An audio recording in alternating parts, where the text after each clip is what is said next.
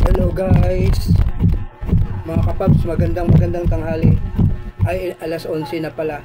So magluluto tayo ng picadillo. So ito, nag-ready na ako para lulutuin ko yung picadillo, mga kapaps, mga kaidol.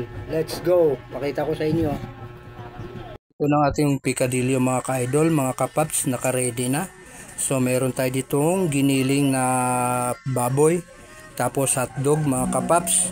Meron tayong atay ng manok, then patatas tsaka carrots. Tapos ang ating ingredients, sibuyas at bawang.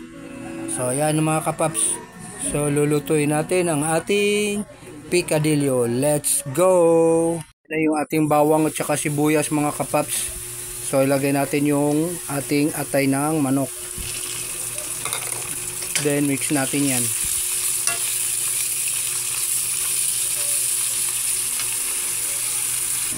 Okay, next natin, kailangan naiga na yan. Naiga na natin maigi ang atay ng manok. So sunod natin yung giniling. Yan, then mikos natin to, mga kapaps. Ayan, brown na siya, mga kapaps, mga kaidol, ang ating picadillo. So next natin yung hotdog. Yan, sunod natin yung hotdog, mga ka-idol. Na guys, kumulo na. So ilagay natin yung tomato sauce.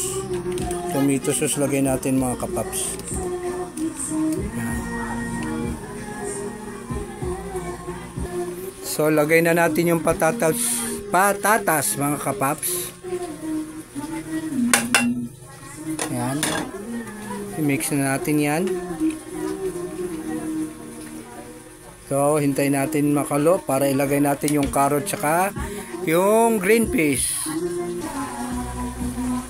Okay, sunod na natin yung ating carrot tsaka green peas.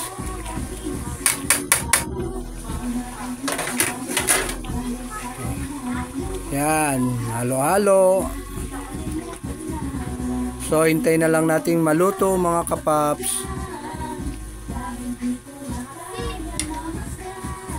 So okay na, luto ng ating picado. So ilagay natin 3 itlog, mga kapaps. Yan, okay na. So tikman na lang natin. Let's go.